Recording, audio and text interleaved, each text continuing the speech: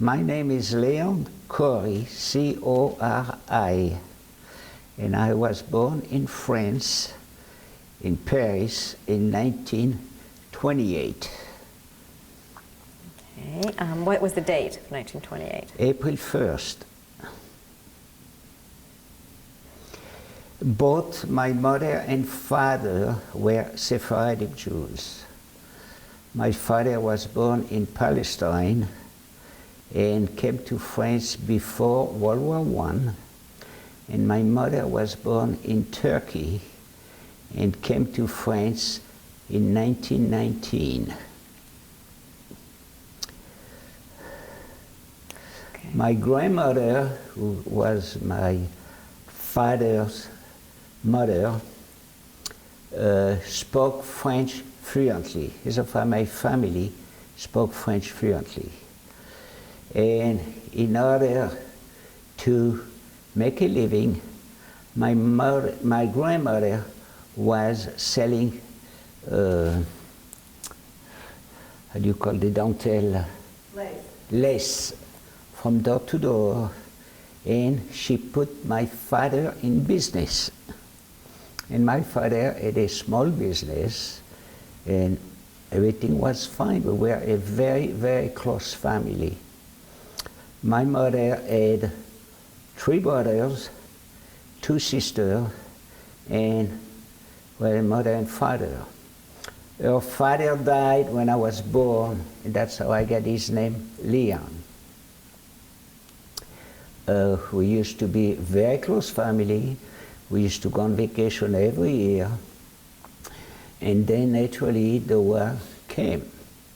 In 1940, we did the Exodus.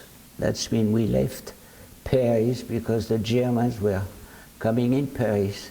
And we ended up in, well, in the south of France, in Montmorillon, in the Haute-Vienne.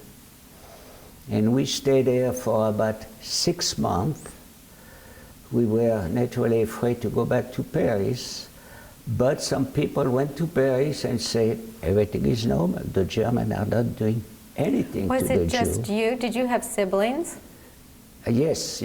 I had one brother who's still alive. What is his name? Maurice, who lives in Marseille. And I had 2 sisters, Susie, that's Jessica's mother, and Jeanette. And were they older or younger? They were all older than me. I was the youngest in the family. Okay, and tell me about growing up. Tell me what your family was like when you were a child. Very nice. We were a very, very close family. Every Thursday, naturally, we used to go by we had no school, so we used to go spend the day by my grandmother on my mother's side. And my other grandmother lived with us. She was a very religious woman because my grandfather was a rabbi, but he had died in Palestine. That's how my, should I tell you the story why they came to, okay. Back during the Ottoman Empire, my father and his brother lived in a kibbutz, and they had to do duty guard every night because the Arabs used to come and steal horses or cows or stuff like this. And one night, my brother and my uncle killed 2 Arabs. So the Jewish community, there was no Jewish agency at that time. The Jewish community hid my father and his brother for about 2-3 months, and after they came back. Well, one night my uncle was in duty guard, and some Arabs came and got him and tied him up on a tree. And he got scared. I think his blood lost consciousness. And my grandmother, there was no Jewish hospital at that time. And my grandmother found out that if she goes to England, she could save her son. So she took the boat from Haifa and went to England. And when she went to England, they told her, no, you have to go to France. They have better hospital. So my grandmother left and went to France. That's how she ended up in France. And they put my uncle in an asylum. And my grandmother didn't want to leave her son by herself, so she told my father to come to France. And that's how, on my father's side, they came to France. On my mother's side, it's another story. My grandfather was the chief of the railroad station of Constantinople, who is Istanbul today. And during World War II, he hired some Armenians. He wanted to save some Armenians. In World War I or? No, World War, I apologize. That's okay. World War I. Okay. He wanted to hide some Armenians and they caught him. So he lost his job and after World War I, 1919, that's how they ended up in France. They left Turkey and ended up to France. So we spoke Ladino, naturally, and we live in Paris. And then the war came in. So you had a normal, fun childhood. Yes, very. And how many Jewish people were? Oh, we were living in the 11th arrondissement, who was a Sephardic. Most of all the Sephardic lived in the 11th arrondissement. They had their business, and the Ashkenazis lived on the 3rd arrondissement. And At that time, we didn't mix. Right, okay. And what did you feel the difference between the Ashkenazi and the Sephardic? Did you notice the difference? Or just where you lived? No, it's just that we had, we used to go to the synagogue. It was Sephardic synagogue, and well, in fact, I married later on an Ashkenaz woman, where I am divorced, but. And when you were growing up, did your older brother and sisters go to a Jewish school? No. Only my brother, he did his bar mitzvah, and I did not do my bar mitzvah because it was during the war. And, but we were not ultra-religious, even that my father was a rabbi, all his generation were rabbi. My father was not ultra-religious. Mm-hmm. But naturally, we were Jewish. And you observed the Sabbath? Yes, we did that. And did all you the holidays, mm-hmm. Yom Kippur, Rosh Hashanah, and some other holidays. And when it was the date of my grandfather, we used to go to shul. The date of my grandmother, we used to go to shul. Yes, we did. But we were not, But you didn't consider yourself? We didn't feel, the truth is, back until 1940, we did not feel anti-Semitism.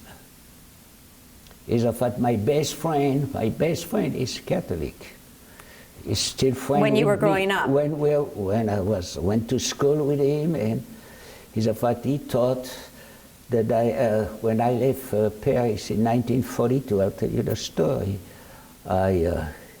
he was wondering what happened to me. He thought that I was deported or this, so he used to go every year for the Holocaust Day at the synagogue to pray for me. And he found me 40 years later that I was alive. And we still talk each other, we see each other, and so on. Have you been back to where your home was? Oh, yes, okay. yes, in Paris, yes, I went back. Mm-hmm. And only, I would say must have been 1941. I do remember I went to school and one boy did call me a Yupin. A Yupin in French is dirty Jew. But beside that, we didn't. So you and your family, what did you think was happening? What did you hear? Well, I'm going to tell you the story. We did the exode, like I told you, in 1940, and they told us that nothing is happening in Paris, so my family the whole family went back in Paris. But first tell me when you left. Yes. Why did you leave? No, we left not because we were Jew. We left because the Germans are coming in Paris. Everybody, all the Parisians, everybody were afraid of the German. So it wasn't because you were Jewish? No, not 99% not. We were French, let's put it this way. And we didn't want to see the German coming in Paris. Right, so your entire family left together? Yes, the entire family. We were a very, very close family. Okay, and where did you go to? To Montmorillon in the Haute-Vienne. And we stayed there, like I say, about 6 months, or maybe 7 months, I don't recall exactly. And people went back to Paris, some Jewish people, they said nothing is happening. So the whole family went back to Paris. And in 1941, it was like 5:30 in the morning, and they knocked on the door, and they woke us up, and it was a French garde mobile with the concierge, who say Cori, Jewish, Maurice Cori, Joseph Cori, put a little luggage and be ready in 30 minutes. And the concierge, who was anti-Semite, told the guard, I remember that, don't worry, you go pick up the other Jews, I'll make sure that they do not leave the house. And sure enough, they took my father and my brother in a camp in Drancy that was only operated at that time by the French. It was not the German. The German did not authorize that to pick up the Jews at that time. And naturally I took the subway, because the subway opened at 6:30 in the morning, and I went to see my grandmother, my uncle, and told them what happened. And my uncle Fred, told me, tell your mother not to worry. And I went back home and I told my mother not to worry. So my mother and I used to go to the camp that was outside Paris and see if we can see them in the windows, but you know, we are doing this, we don't know if it was them or not. We used to bring food, I don't know if they got it or not.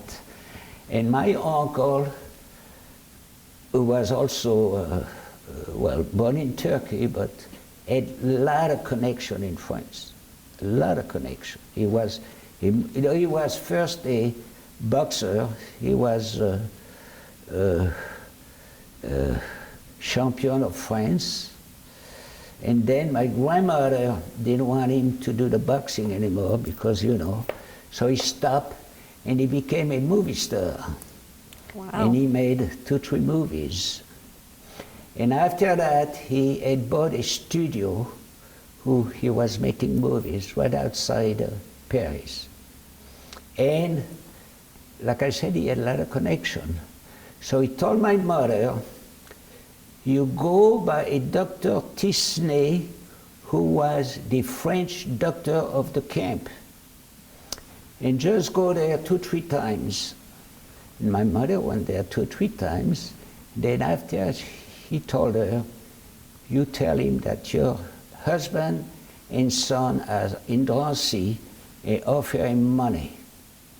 So my mother went there and offered him money. And the doctor told my mother, I will call you. And sure enough, about 2 weeks later, the doctor called and told my mother, if somebody wait at the camp, a small package will come. So I am the one who went over there, and who came? My brother. And as a fact, I was, at that time, the German had took over the camp. And I got kicked out a few times in the butt by the German guard because I was too close from the door. And you're a child. You were what, like 13? Yes. Okay. But anyway, so took my brother home, And soon as my brother got home, we called my uncle, whom already my uncle had took his mother, his two brothers, and his sister to the free zone. France was split in two. There was the south of France was occupied by the Italians, and he took them to Nice. And then he came back and he wanted to take my mother and the three children. And my mother said, no, I'm not leaving my husband and my son. But anyway, when my brother was liberated, we called my uncle. He came 2 days later and took my brother and same thing, crossed him with false paper. We had false paper. Crossed him to Nice. I should say something else, that my father had a small business until 1939, and right across the street there were a police station. And every year, naturally, my father used to give free gift to the policeman and to the chief. And I remember when it came, there was a law, all the Jews have to register. So my father was very afraid. Thanks to my uncle, he's the one that saved our life. My father went to register, and the chief of police told him, what are you doing? Your name is Cori. We don't know that you're Jewish. Well, I want to be in règle, you know. I don't want to cheat or something. And when they pick up my brother and my father, they took him to that station there, by the police station, and the commissariat hid him in a room, but some other policemen saw them, and naturally they were in the camp. So anyway, my brother was released, and my uncle came and crossed him there. And where did he get the false papers? You said your uncle was able my to uncle, he got the false papers. Don't ask me. Okay.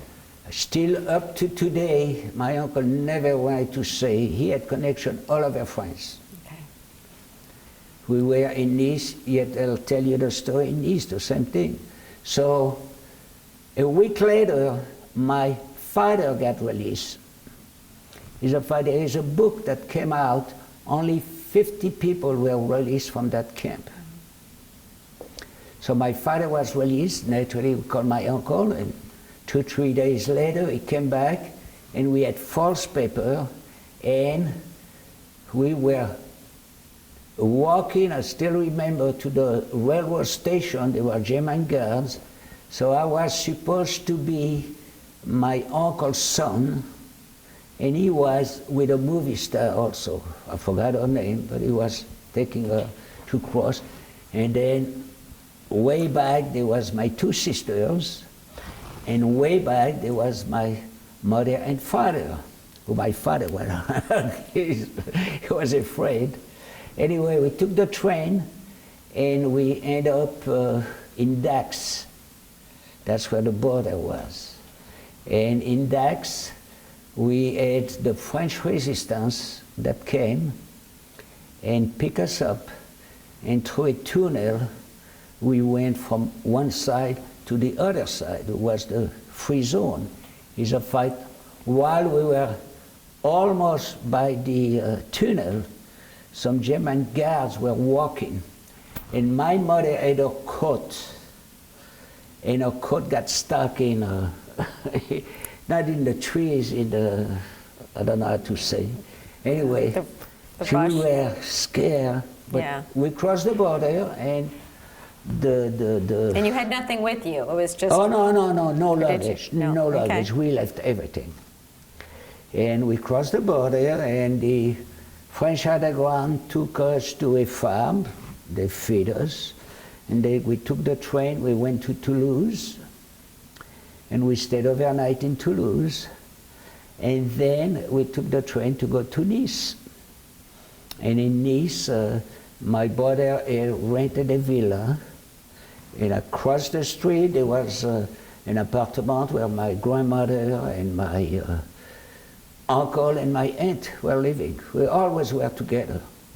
And at that time, my uncle had bought a farm in outside Nice. What was your uncle's name? Fred Fua.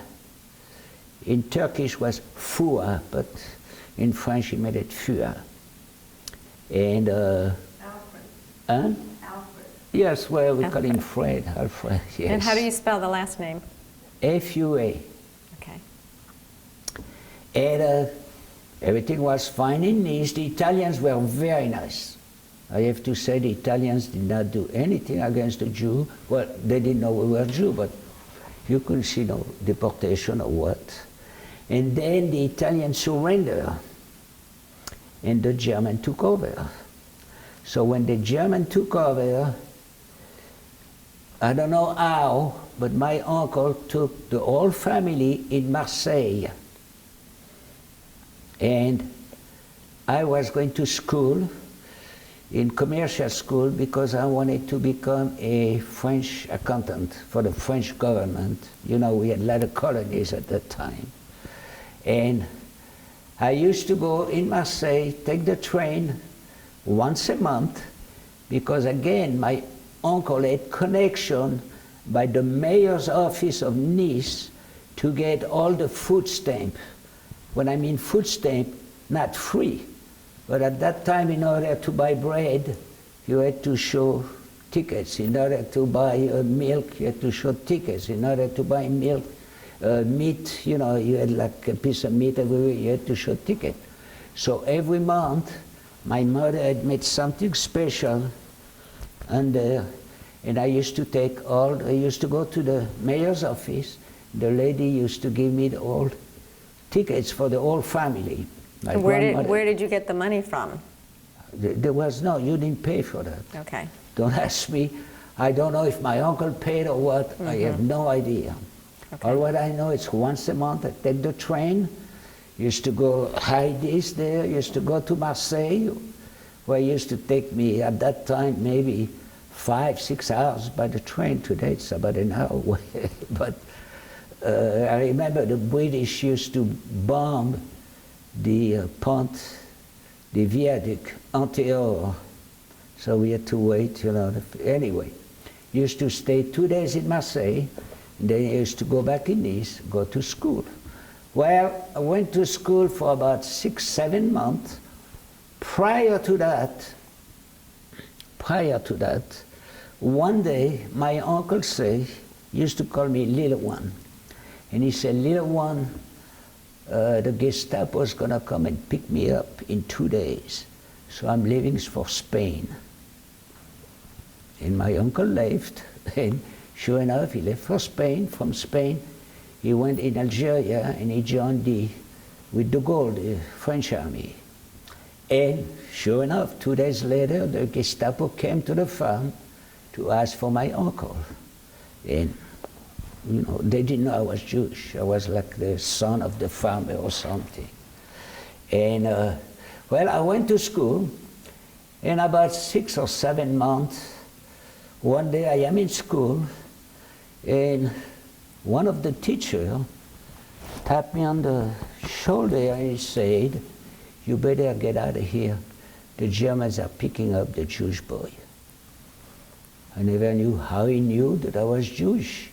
Maybe because I came from Paris, you know. And then I get up, and I see 2 other kids get up, and we left. I took my bicycle, and I went to the farm. And sure enough, the next day, I went back in town, in Nice, and I saw a line of people going to the railroad station. That was the German that picked up, you know, Jews from Nice. So I stayed in Nice for about another 2 months, and then I went to Marseille. And in Marseille, we had false paper, but I don't know if you know that story about my brother.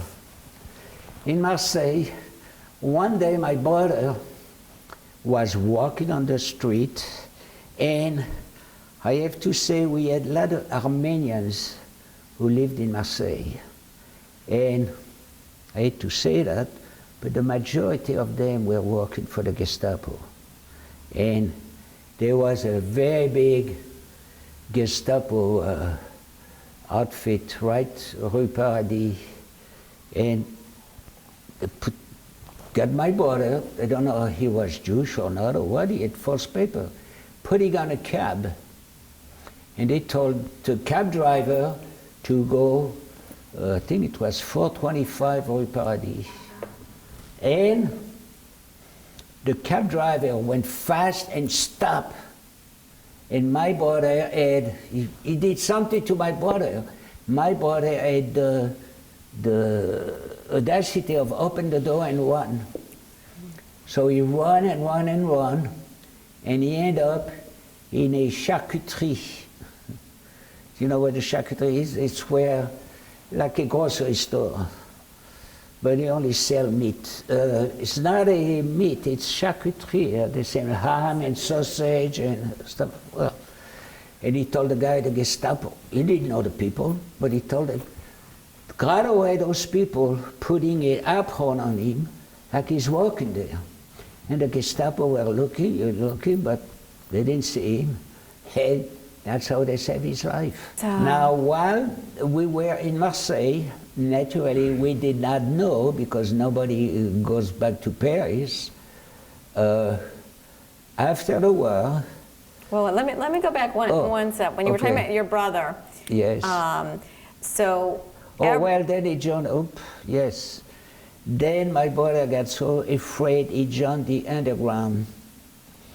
And I took with a girlfriend of his, took him to close to the Italian border, where I remember we walk in the mountains, and he joined the underground. And what did your mom and dad think about this? Well, we were praying every day that we don't be caught. So it was you, your two sisters. My two sisters, my mother, and my father. How did they survive? I don't know. How did they have money? I still don't know, But you were just waiting to see what was going to happen. Yes, your uncle's gone, and now your brother's gone. There was also my grandmother and my two uncles. And my two uncles, yes, and my aunt. Okay. All right, so your brother leaves. My brother leaves, and we're waiting. I remember we had a big thing when the American plane came, and there was 100 American planes. They bombed Marseille, and they must have killed about 1,000 people, 2,000 people. There was a big thing about it. But we were glad, we were happy anyway. And then naturally we found out about the liberation. We were lucky.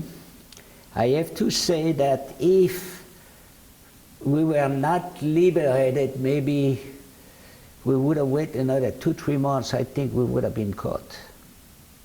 Even with false paper or what are people were, what are Parisians doing there? And did you talk to your neighbors? Yes. We had very good neighbor in the apartment. We lived on the 4th floor, and we had a neighbor across the street, and we had a fight when there was the liberation of Marseille. We couldn't stay in the apartment. We were all in the la cave, the basement, and we were helping each other. It's a fight. What I did when we had no food and we were everybody, well, I sneak out of the house, of the basement, went outside, and believe it or not, there was between the German and the French underground fighting. And I went running on the street. I went to a factory where they were making cookies. And I got inside, and I took a big bag of empty bag where they put potatoes. It's a big bag, you know, they put 50 kilos of potatoes. And I fill it up with flour, cookies, and sugar. I mean, and I brought it back to the, like I say, bullets are flying all over between the French underground and the German, and brought this home, and we had something to eat. Wonderful. For everybody, Yes. all the building. And what are other memories? Your sisters were there with you? Oh, I have a story about my two sisters. This happened in 1941.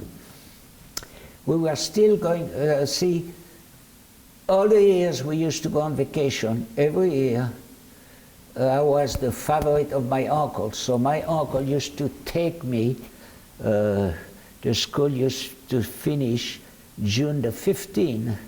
And June the 16th, my aunt used to come and pick me up.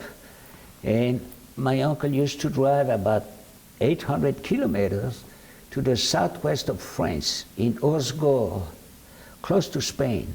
Every year we used to go there. They used to rent 2 villas. And a month later, my father used to close his business. You know, in France you close for 1 month. He used to take my mother, my 2 sisters, and they used to come. Well, we did that until 1941, even during the German occupation. And in 1941, one day, my 2 sisters and my aunt were in a bicycle, and they were driving in a bicycle or someplace, and my sister fell. And she fell right on the gravel. And she had her leg way open and everything. As this happened, 2 German soldiers on a motorcycle passed by. They saw my sister. Once, I was not there to see it, but... Which sister was this? Jeanette. Okay. And and German get out of the motorcycle, and they put my sister in the motorcycle, and they took her to a German hospital, where it was against the law. Well, the doctor, who was an Austrian doctor, fixed her leg, and he told my mother, you know, it's against the law, I cannot do anything. You have to find a French doctor. So we found a French doctor, and for a week, 2 weeks, and he got infected. And the doctor said, there's nothing I can do. So my mother and I waited in front of the, I don't know if it was a commandatur or what, German place. We waited for that doctor. And we saw that doctor, and we asked him, told him about my sisters. He said, well, I will come to the hotel every night. And he saved my sister's leg. Now, he didn't know we were Jewish. We didn't tell him, but he was one of the nice ones. He was from Austria, so. So you were all just waiting, you're living together, waiting to see what's going to happen. Yes. Did you ever get any news, information? Did you well, see papers? we were listening. It was against the law, but we had a small radio where we were listening to the London news. And did your Les Français parlent au français. Did your father ever talk about trying to leave and go anyplace No, else? no. My father was very afraid. I have to say, thanks to my uncle. If it was up to my father, I don't think he will be alive today. He was a nice man, don't misunderstand, but he was afraid. No, he was, even didn't go out or what, he was staying in the house. Did he tell you what had happened to him when he was taken away? Yeah, that's when this is the time when my father had time to tell all the stories about his youth in Palestine. That's how we found out the story in Palestine. Okay. And then naturally while we were in Marseille, we did not know, but the French and the German I have the papers here, where they took my father's business. Oh, my father in 1939 had moved from the place he was living What was his business? Oh, curtains and drapery. Okay. He used to do a lot of export for South America. He used to make his own design and drapery also. And then he opened, 1939, he opened a big business. He had a big business. And we had moved also to a big apartment, 4 bedrooms, I remember. And was your mother a housekeeper? Yes. She was a homemaker. She didn't work. She was a homemaker, yes. She knew how to cook very good. Good. We were, like I say, we were very close with my grandmother, very close with my aunt, very close with my uncles, very close family. And, I didn't say that. My father, the story was that the ancestor, not my father, but the ancestor, when they left, they came from Spain, they went to Italy. And the ancestor, when they were in Italy, on my father's side, being that they were rabbi, they had left for Palestine. And that rabbi had 2 brothers whom, they were not rabbis, they had left for Greece, Smyrna. And back in 1900, is a fight, the biggest doctor of Smyrna was Dr. Cori. They changed their name to Cori to make it Greek. And they both had 2 sons. So they had 4 sons who were living in Paris. 2 sons were studying to become doctors, and one was in the insurance business, I remember. Well, I do remember the day that we left to cross the border, my uncle took us to a restaurant, and Vitalis, who was a cousin of my father, came to say goodbye, and my uncle told him, Vitalis, come with us, come with us. No, they're not going to touch the Greek Jews. And sure enough, all 4 were deported. It's on the book there, the date and everything. So, and they never came back. And the whole family in Greece also were, we didn't have any family in Greece.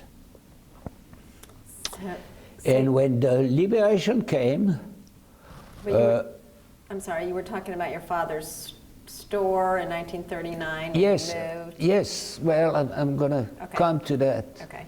The liberation came, and naturally my brother said, because my father was getting older, my brother said, I'm going to go in Paris. We're going to move back to Paris. Well, my brother went to Paris, and no store. They took everything. Is a fact I have also on the papers there when they put a gérant, it's called a French anti-Semite to take care of the business. And then they went to the apartment, everything was gone. Everything.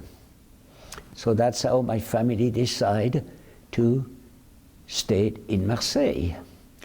Now, how did my father went back in business in Marseille? We had no money. Well, my father was the type of a man who, when he used to buy merchandise, paid his bills on time to the factory, always on time. You know, a lot of other ones, they were bankruptcy. After the war, we still don't know how some manufacturer find out that we were living in Marseille. And they called my brother and told him, you buy what you want, and you'll pay us when you sell the merchandise. And that's how my father went back in business in Marseille. And then naturally, it was all my brother took over. So Same type of business. And so... And we had lost everything. Right. Now, compensation. The French government got the compensation, but we never got compensation. It's a fact I received last year or 2 years ago. When received what? The compensation. From the, Compensation or the letter? Okay. no, the compensation, when did I get it? Last year. $3,500. They give us for 4 people, because my 2 sisters, my brother and I, $14,000. And there was hundreds of thousands of dollars, you know. For the business. I mean, my father, his store was full of merchandise. No, French government didn't do anything. They took the money, yes. So at Liberation, you were in Marseille. Yes, in Marseille. And so you just stayed there. Yes. And at the Liberation, naturally, the French came first. The American wanted to give, a big city to the French. And then the American came. And it was Passover. And we went to the synagogue in Marseille. And the rabbi said, there is some American soldiers, Jewish, and everybody should invite some soldier in their home. So we invited 4 soldiers. And among those 4 soldiers, there was my niece's father, who was, I couldn't tell you how terrific man he was. And he was the chief doctor of the city of Marseille. And what was his name? William Zellick. Okay. And he was, he used to bring some German soldier to clean the house. And then we had no coal. I remember one day he bought a truck full of coal, And, well, I was trying to do some black market with him. He's an American soldier. I want to buy cigarettes. I was young, but he said, nope. Never. He said, I do not steal with the American government. So I did some black market with some black soldiers, black American soldiers. But not the only thing he did, yes. He got me a pair of pants, I remember, and a shirt. And I had the teinturier to change the color. I have a picture with that, with Jeanette. Oh. I'll show you in the office. Yes, I remember that. In the house, he bring everything for us, but he was not to do black market. He was terrific. So he married my sister. Which sister was that? Susie. Married my sister, and they left for Chicago. And also, They got married in Marseille? They got married in Marseille, yes. And also, I forgot to say something about my brother. My brother, back in 1938, 1939, was always crazy about America. And he used to listen to the radio, to the jazz. And and a friend, that was back in 1938, I think, he and a friend had decided to come to America.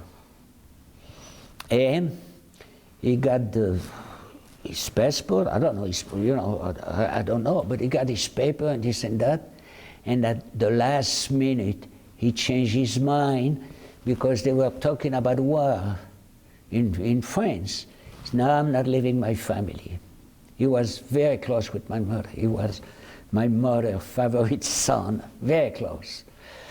So he didn't left, but his friend left. He was a white Russian Jew, Abramov. Oh. Yes, he had left. And then, well, many years later, he came to visit my sister, and he stopped in New York, and he saw his friend Abramov. He was in jewelry business or something. So and he always, even today, because I talk to him every Thursday, I go to France about every 2 years to visit him. And he said, "Oh, you're so lucky to be in America. You're so lucky." But you know, it's life. And I didn't want to come to America. Oh, I forgot to say something else. Wait a minute. Now, back in 1948, you know, they were talking about the Haganah, the English, and this and that. So I decided I wanted to go to join the Haganah. And I didn't say nothing to my family. So I look, and I find somebody who, in Marseille, was a Jewish man who had connection with the Haganah. So I went to see him, and he said, "Okay, I will let you know." And at that time, I was working with my brother and my father in the business. Well, one day, it was just a day before, a day before Passover. The guy gave me a call. You have to take a small luggage and you go to the camp. There was a camp in Marseille. So I didn't say nothing to my family. I left a letter and I went to that camp, and I stayed in that camp about 2 months. And there was no French Jews. There was mostly people coming from the concentration camp, from Russia, from Romania, well, one day they called me and took a boat, a very small boat. The Teti was an Italian boat. And like I said, it was Romanian, Hungarians, who knows, no French people. So I took the boat, and we got caught in Hedera by the British. So they put us in a camp. They were supposed to send us to the island of Cyprus. And I go in that camp, and by luck, I found 10 other Frenchmen and 1 Belgian. So I joined them. So we decide we're going to escape. We're not going to go to Cyprus. We were supposed to join the Irgun, okay? We were crazy, but... You were young. Yes, yes, we were supposed, not the Haganah, the Irgun, the tough one. So we escaped the camp, and we ended up in a kibbutz. And the kibbutz kept us for, I don't know, 1 or 2 days. And we told them we would like to join the kibbutz. Well, they took us in right outside Tel Aviv, and it was the Haganah. So we ended up with the Haganah. And that was just the time when the British left. So I was in training in Televinsky. That was a camp right outside Tel Aviv. And then they sent me, I don't know, for about a week in Herzliya in training. And they sent us through the Burma Road. I don't know if you heard of the Burma Road. They called, you know, Jerusalem was encircled, and you couldn't go through Jerusalem. So the Jews had built a road like the American had built in Asia, the Burma Road, and we called it the Burma Road. That's how we end up in Jerusalem.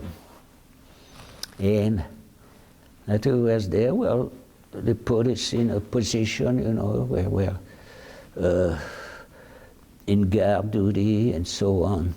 And one day we were fighting against the Jordanian, another day we were fighting against the Egyptian, another day it was the Sudanese, because they used to move us. And then one night, I remember, we were supposed, few Gdud, Gdud is the big army, we were supposed to take Bethlehem. So we went, and on the road to Bethlehem, we didn't take Bethlehem, but on the road from Bethlehem, one of my friends, who was Maurice, a Parisian, got killed, got a bullet in the head. Then another one, Sammy, who was from Nancy, France, got a bullet in the hand. And I did not know. I was lucky. The soldier next to me was an Israeli guy and talked to me. And I moved to listen what he had to say. And I got the bullet coming right here, and going to my ear, my shoulder. And naturally I fainted. I thought that he had knocked me with his gun. I didn't know it was a bullet. And who was I mean, shooting? I would have talked to him. I would have get the bullet here. Who was the battle with? What? Who was the battle with? With a Sudanese. And naturally, we were on the top of the mountain, and they came with a donkey to pick me up. And they brought me, and one thing I remember, let's see if I remember his name. I saw an ambulance, donation of an American, Jewish American, I forgot his name, you know, my memory. I You're saw doing that. fine. I was very happy. And then I went to the hospital, and they had a very good, I mean, they really took good care of you. I was in a hospital, and then it got aggravated again, so I went back to the hospital. And then I was for about a month and a half in a Betavra convalescent home.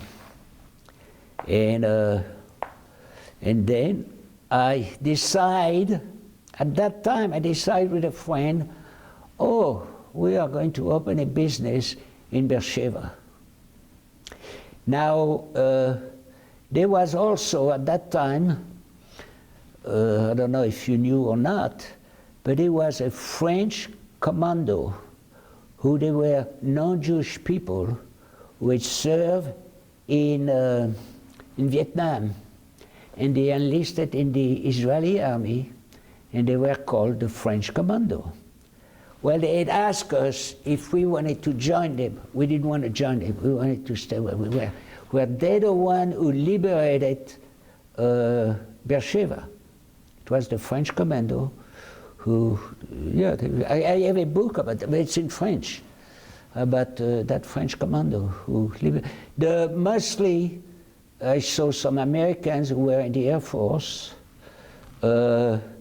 I saw a lot of French, and a lot of French from North Africa, you know, Morocco, Algeria, Jewish people. Did you speak, at this time, did you learn Hebrew, or did you just speak French?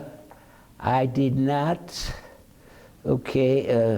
read, but I did speak Hebrew, yes. אני מדבר עברית. I understand, but I cannot read Hebrew. Okay. And how long did you stay doing this? Oh, so I stayed until 1950. Went to Beersheba with a friend who was, he was from French Lorraine, Mulhouse. He was from Mulhouse, and he had a business there where he was making matelas. So he said, I'll show you how to make matelas, and we'll go in business together. Okay, so I went over there, and we were working for about, I don't know, 3-4 months. And then I realized, I said, but I'm stupid. I have family living in France. I am one of the lucky ones who the family was not deported. Everybody else that I knew, the Russians, the Romanians, the French, they all, if their family were deported. I was the only one who, thanks God, I said, no, I'm going back to France. So I went back to France, and it was really my last thing to come to America. I did not want to come to America. I wanted to go in business with my brothers. And then my mother brainwashed me, and we came, my mother, my father, my sister Jeanette, and I, to America. And I'm very glad. Where was that? In 52, I think, 1952. So your other sister Susie was already Was in already America. there. Yes, and yes, yes, married. yes. She said, when I came, Jessica was what, 2 years old? Yes. So your family, when you got back from Israel, Yes. they were already in their mindset they wanted to come to America? Yes, yes, yes, yes. All right. So your father felt he was going to give up his business there. Oh yeah. My father had given us a fight, but they stayed and then they went back to France. My mother and father and my sister Jeanette went back to. Then my sister Jeanette came back and got married in Chicago, and I stayed and I got married, and I was married for how long? 35 years, 40 years, who knows? And then we got divorced and I remarried. Okay. And I'm very happy. And you have children? I have 2 boys. Okay. 2 boys, 2 grandsons, and 1 granddaughter. Wonderful. Okay. And so And I am very, very close naturally with Jessica. She's the only niece I have here. And my niece in France, and my little niece. Yes, in fact, one of the little nieces is coming. I go spend the winter in Florida, so November I go spend, she's coming in December. Well, anyway, I work, when I got in Chicago, my brother-in-law said to me, you live here and you do not work for 1 year. I will give you, I forgot if it was $5 at that time, $5 a week or $10 a week. And I said, okay, well, I was there about 3 months. And I said, now I got to look for a job. So I looked for a job, and I found there was a small little Sephardic Jewish congregation in Chicago. And my father wanted to, he's Sephardic, so he got together, and they were drinking coffee and so on, and talking Ladino. And one of the guys told me, oh, can find you a job. Okay, yes, a Jewish outfit, Eco Products in Chicago. So I get up early in the morning, take not the subway, the tramway, cold. I didn't like the cold. I came from the south of France. I hate the cold, snow. Anyway, go to work, and I worked there in the lifting cans and in the warehouse. Anyway, I think I worked there for about 3 months, and my back started hurting me because I was wanted in Israel and I fell on the, anyway. So I said, now I got to look for another job. And I went to the Jewish agency in Chicago, and they found me a job. Some 3 brothers, Jewish brothers, were opening a diamond toolmaker. That was during the Korean War. And they were the first one, in fact, to open a factory in Skokie. Skokie was nothing at that time. I don't know if you know Chicago or not. So I got a job there, and there were 2 other Jewish people who were, they came from the concentration camp. One from Hungary, and the other from Romania, I remember. And well, we worked there, and I learned the trade, and I started making not a good living, but decent living, And then I said, well, I got to look for a better job. So I looked for a better job, and I ended up selling storm windows for another Jewish outfit who were, I used to go 50 miles from Chicago. The leads were bad, but anyway. Didn't make too much money, but I learned about home improvement. And back in 1963, I saw an article in the paper, Montgomery Ward is looking for in home improvement. So I applied and they give me the job. And at that time, there were only catalog stores. There were not big stores. So they told me, okay, in 2 weeks from now, you can come. Well, I gave 2-week notice to my job, and I went over there. It was 10% commission, you know, it was good. So I went 2 weeks later, and they said, oh, we made a mistake. You have to wait another 2 weeks. Well, I said, I'm not going to stay doing nothing for 2 weeks. And believe it or not, I found a job, $50 a week to wash dishes. But $50 was, I like to work, so $50 was better than nothing. So I worked there, and then I got the job by Montgomery Ward. They were on Leeds. Well, the first week, I made $200 commission. And they pay you. I mean, the job is not installed for about 3-4 months. They pay you. Okay, now stop? No, we're good. Oh. We're good. We've got a few minutes. So your uncle, Yes. what happened to your uncle?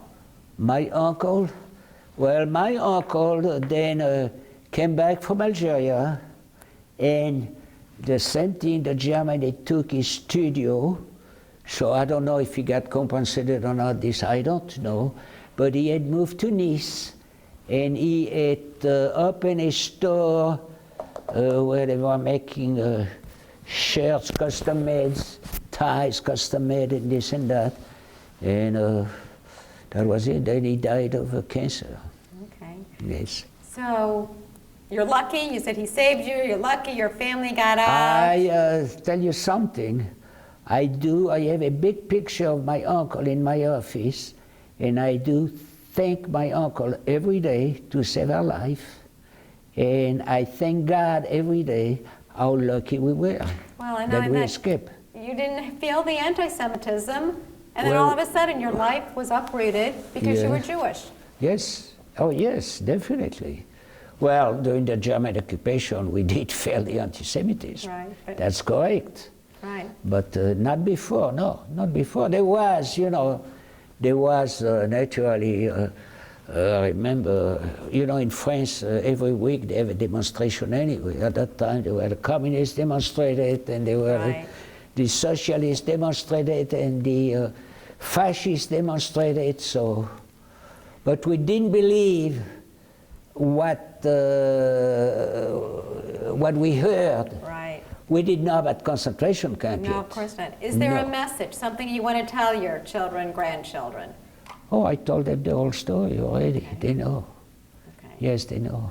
So they know what you and your family went through Yes. for them. Now, you did not ask me how come I came to St. Louis. How come you came to St. Louis? Oh, well, I better myself. From $200 a week, I was making $500 a week. Then I used to work 7 days a week. And one day, I told my ex, we're going to open a franchise. And I looked for a franchise, and I got McDonald's. Well, McDonald's sent me in Canada, and in Canada, they did not accept me because they wanted Canadian citizenship. So they told me, okay, we got one job for you, a store in Atlanta. So I told my wife, we'll move to Atlanta. She didn't want to move to Atlanta. So I dropped McDonald's. And then 6 months later, I said, no, I got to go to a franchise. And it was funny because I used to go to a barber who was also Jewish from a concentration camp. And he told me, oh, I know, Leon, you're looking for a franchise. Well, if you go down Dempster Street, you'll see Car X. The man is Jewish, he just opened the franchise. So I went to see him, and he told me what to do. He used to be with Madas, and he didn't like Madas, and he told me what to do, and I went to Hammond, Indiana, applied, and I said, you have to move in St. Louis. So I moved to St. Louis, and Wonderful. I'm still in business. That's wonderful. And I own 6 shops. That is But I wonderful. have people taking care of my business now. But I have managers, I have employees, they are 30 years with me. I take good care of my employees. That is wonderful. And you're here with your niece. Any other questions? Jessica, any questions? We should add that Uncle Maurice now, all these years, has gone around France honoring. Oh yes, oh I forgot to say, my brother also became with another, there is a, oh I forgot the papers, I forgot his name. There's a Frenchman who is not Jewish, but he make research in France whom has saved some Jewish people. And they decorate them and they send them to the, how it's called in Israel? The righteous, yes. And my brother belongs to that. He's the secretary, yes. That's wonderful. And little by little, I mean, they found the grandparents, the granddaughters, who the family, they didn't know, but they saved Jews. So, yes, that's what he does. And he's he's going to be 91 years old. Wow, that's wonderful. Yes. The only thing I want to say on my own is when you left, Uncle Fred gave you specific rules. Couldn't talk to each other. You had to pretend you were just on the train. Oh yeah, well, I did say that. I was his son, and that was it. That was really a dramatic. Yes, yes, yes. And then Germans came through the train. Yes, asking for the paper. Well, the first time is a fight saw the Germans was when we came back from Montmorillon. We went back to Paris. We took the train, and we sitting there like this, and bang, with the foot, the door open, and two German, they were Polizei, they call, with a big chain around. Papier, papier. So, we showed a papier. That's the first time I saw a German. And they were awful. I mean, knocking on the door and with their chain there, but that was it. Scary for a young And I will not buy a foreign car. I'm not talking about a German car, but I will not buy a foreign car, and I will never go in Germany. Never. As a fact, I had an argument with a friend that we have in Florida. Her husband was a German Jew, and he died. And she went last year in Germany. I said, Mara, never would I set my foot in Germany. And I made my money in America, and I'll buy American product, period.